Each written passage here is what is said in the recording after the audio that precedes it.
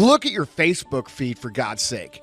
I mean, is that all that there is anymore? It's all it is. It's arguing, fighting, complaining, whining about the dumbest shit on the face of the fucking earth. And my point to this, guys, is that when we cry about it, when we whine about it, we're just contributing to the problem, okay? And here at the MFCEO Project, the purpose of what we're doing is to solve problems, okay? And you guys need to start working towards being part of the solution. And what I'm getting at, guys, is we need more leaders. People are going to look up to you, guys. They're going to naturally look up to you because they know that you're consuming and you're driving and you're pushing and you're trying to be better.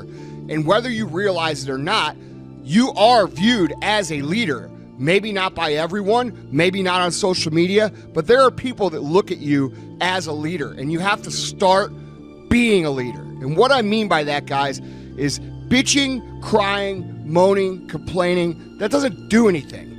Okay, how do we stop this epidemic? We need to start making a ripple in the waves of what is society. And how do we do that? We do that by starting with ourselves, okay? We do that by setting the example. We do that by making sure that instead of us whining and crying about things like entitlement, making excuses, and the way we stop is by starting with ourselves and stop accepting excuses from ourselves. The decisions you make right now is up to you. You crying about something that happened to you when you was a kid. You ain't even no kid no more. You a grown man. Take full ownership. The stupid stuff you doing, your parents didn't make you play no video games. And what you crying about? So what, your daddy wasn't there? Your mama ended up getting married. What you crying about? He went to work every day. He never beat you. He never abused you. Your mama did the best she knew how to do. What you crying about? You grew up in a house. What you crying about? Stop making excuses for ourselves. Stop our bitching. Stop our whining. Don't tolerate that kind of thing in your life. Cut those people out. Don't give them your attention, including the people closest to you. We have a problem in this world. We have a problem on social media, and I'm aware of it. I hate it just as much as you do. I hate seeing the excuses. I hate seeing the whining. I hate seeing the complaining. I hate seeing the entitlement, okay? But getting on the internet and bitching about it,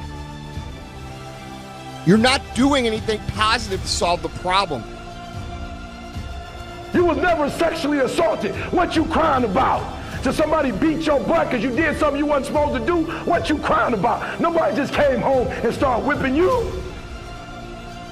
Man up. We're gonna fix the problem. We gotta start with ourselves. And that means no more bitching, no more crying, no more complaining, no more fucking negativity from us. And it also means accepting no excuses from us, paying attention to details from us, taking personal pride in the details from us, and holding ourselves accountable to set the example of what we need other people to be. Everybody's good at sending a tweet about how the world should be, and nobody's doing anything about it, and that is just very much human nature. I was just gonna ask if you think that's human nature, or if you think that we've gotten soft as a culture. Yes, you know, I mean, of course we've gotten soft as a culture in the US because the US has had an incredible 200-year run, right? Like, this is just what happens. You know, so as a culture, you know, I can't speak for, you know, the people that live in the Amazon River, and I can't speak for, you know, people that still live in Belarus, but the American culture is soft, and that's a great thing. That means there's been enormous amounts of prosperity, but let's not be naive. I mean, people literally complain when somebody gives them the wrong amount of like extra cream in a Starbucks $6 coffee. Like this, like we've gotten to a place where we complain, you know, out of all those lovely things you said, as I stood there getting ready to come, the part that, and I'm glad you pick up on this, and not a lot of people have said it before, so thank you. My lack of interest in complaining is so high. And when I watch what people complain about, it breaks my heart because they completely lack perspective. And I genuinely believe my happiness and optimism comes from my perspective. Even in political unrest times like right now, a lot of people are very bent out of shape, but the reality is that it's just never been better to be a human being. That's just the truth. That's just data. That's reality. And yeah, I mean, it's just a very fun time to be alive. So much going on. The internet is starting to hit maturity. Look what we're doing right now.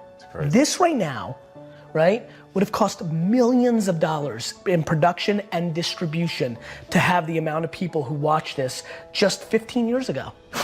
like, you know, I just think it's very interesting times. And I was saying something to a friend the other day. I was like, could you imagine if you told a parent 15 years ago, hey parent, what you're gonna wanna do in 15 years, instead of buying a kid, your 16-year-old, a car, you're gonna convince your 16-year-old daughter to go into a stranger's car every single day.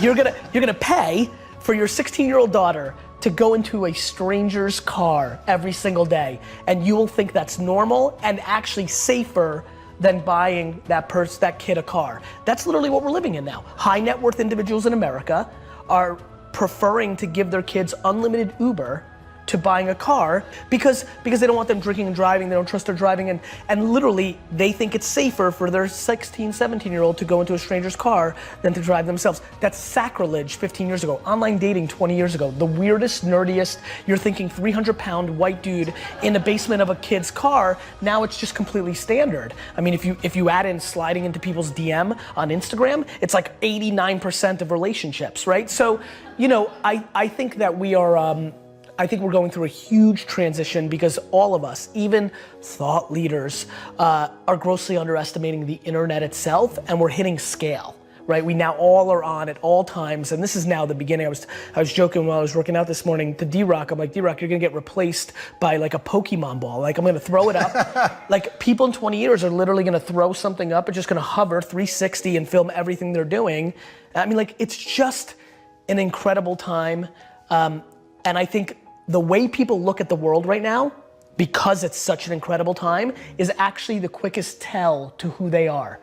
If you think it sucks or it's bad, you have losing, pessimistic DNA.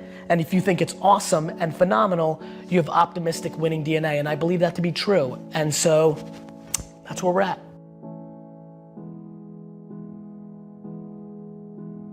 How do you deal with self-doubt? I love self-doubt. I think it's fucking amazing if you keep it in check. So 20% of my time I actually spend in self-doubt, asking, like, what am I really worried about? What am I worried that I'm not going to be able to pull off? I want to look at that. I don't want to pretend. I want to really know, like, where do I think I'm weak?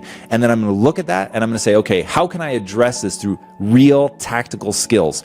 The key thing to overcoming self-doubt is there's one thing you have to believe about yourself. And that thing is, in fact, lean closer, boys and girls. Lean closer, because this is the key to everything.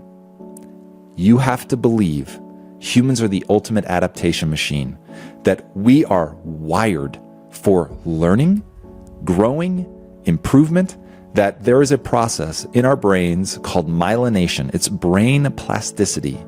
And by doing something repetitively, you will get better at it. That is the nature of being a human. That is how we've become the apex predator. Nature makes a decision of every creature it creates.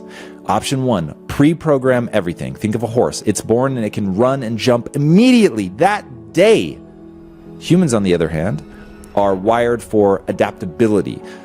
Not knowing what situation you're going to be born into, being able to go anywhere and adapt, being able to learn any specialty and get good at that thing. You could go and become a pipe fitter. You could go and become a novelist. You can become anything you want.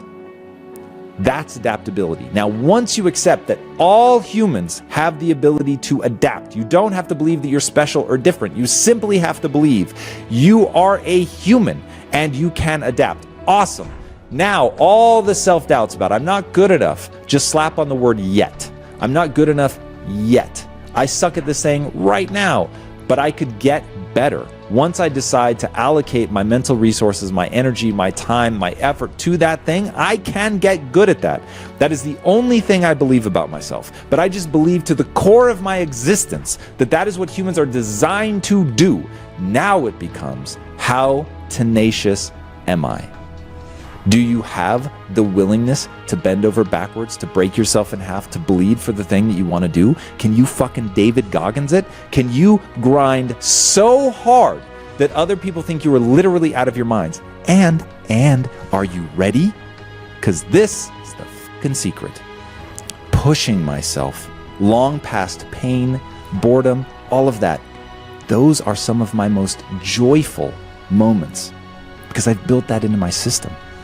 Once you do that, you will become truly unstoppable. So self-doubt will crumble in the face of that.